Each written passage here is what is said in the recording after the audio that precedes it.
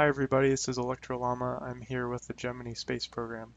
Last time we sent probes to Moon, Duna, and Eve, and this time the Kerbeits and the Kerbicans are preparing their space program for manned moon missions. Since the last video, the new update came out with communication systems. So I updated the communication satellites that I sent up in previous episodes, and you can see them here. You can see I have a nice triangle formed in geosynchronous orbit. This allows us to communicate with probes when they're on the opposite side of Kerbin.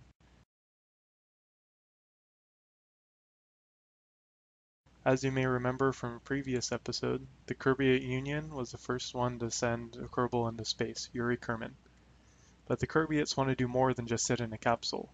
So they send up the Koskod-2, piloted by Alexei Kerbinov, to perform the first extravehicular activity, or EVA, while in orbit.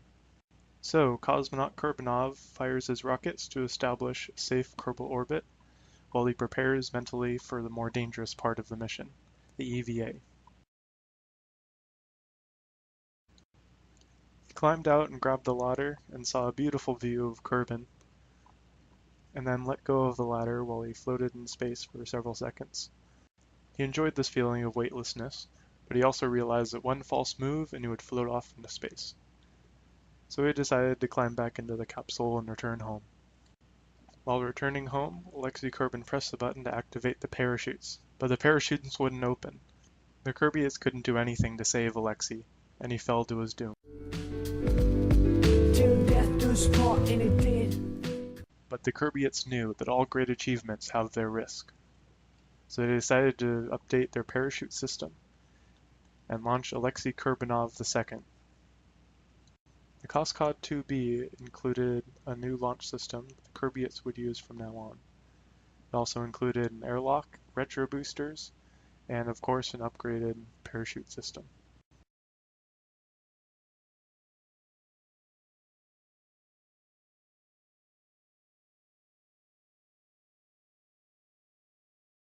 Alexei stepped out of the command pod and saw the view that his father had talked about on the radio comms.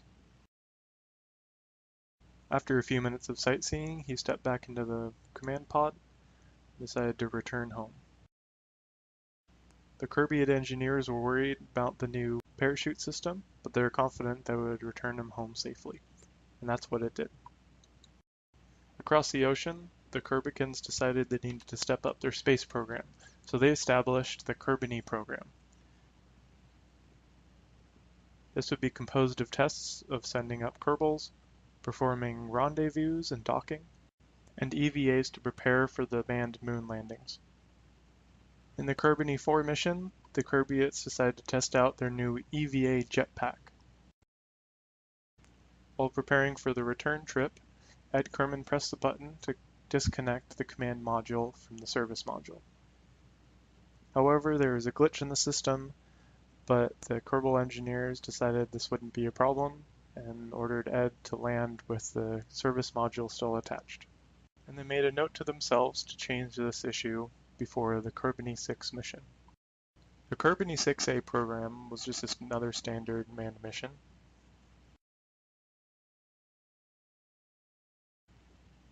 Here you can see it decoupling and completing its burn into orbit. Now the twist is that the Kerbini 7 program, another manned capsule, will launch into orbit and attempt to rendezvous with the Kerbini 6A spacecraft.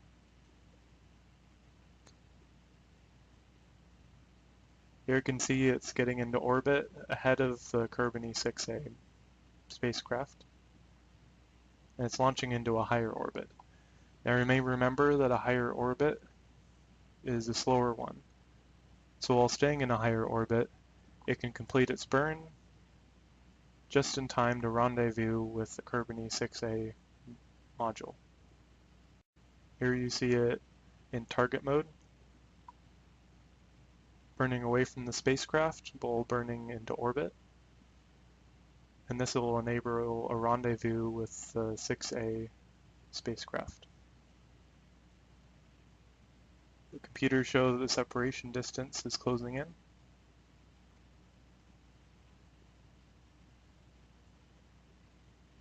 goes in farther, and they look out of their windows and see each other in space.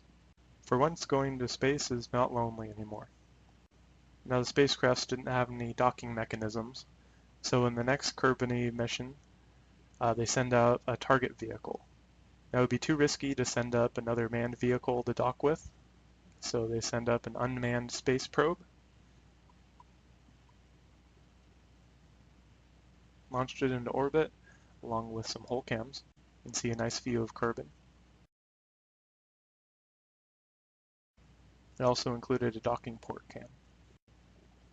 Next, the Kerbicans set up the Kerbini 8 module, commanded by their top Kerbinaut, Neil Kerbstrong. Again, they boost into a higher orbit, so they can let the target vehicle catch up to them. Performs his final corrections to line up with the target vehicle, and he looks at his display from the docking port cam, which also includes a distance meter, approaching at a nice slow speed. And as he approaches, he turns on the RCS to slow down the approach, and the docking system activates. He quickly puts on his suit and steps out of the vehicle, decides to do a little fly around with the EVA jetpack.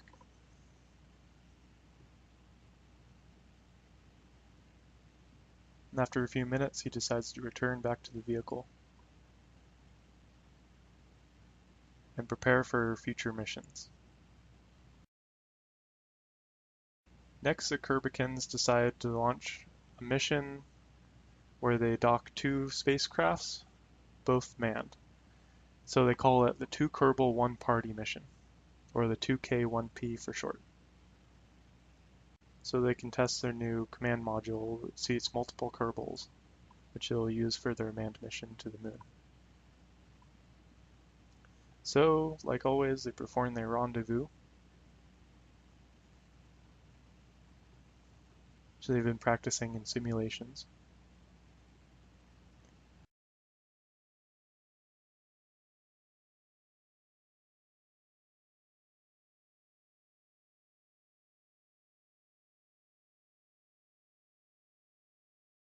You use the RCS system, and then they dock. Their Kerbals secretly decide to fit their command module with disco lights. Kerbal from this first vehicle transfers to the larger cabin, and they party until morning, which is actually not that long because they're orbiting quickly around Kerbin.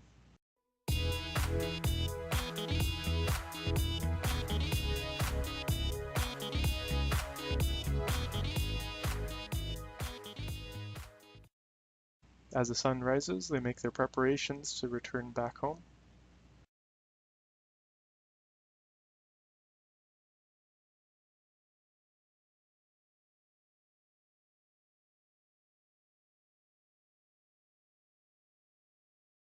And so one of the Kerbals performs an EVA, does a little sightseeing.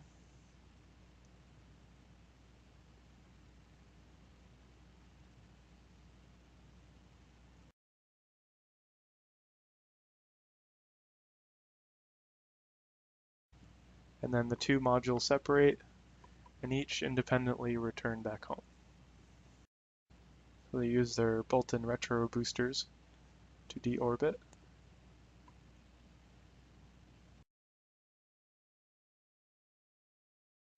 They have to make sure that they point their spacecraft away from the direction they're moving so that the heat shield can work.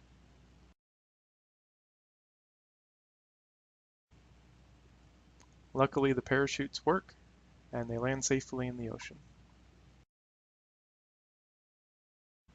Smaller spacecraft does the same thing,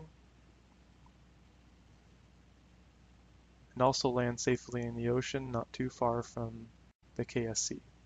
Thanks for watching. Next time, the Kerbicans and the Kerbeits will send probes onto Moon and Minmus and analyze the surface for future missions. So stay tuned for that. See ya.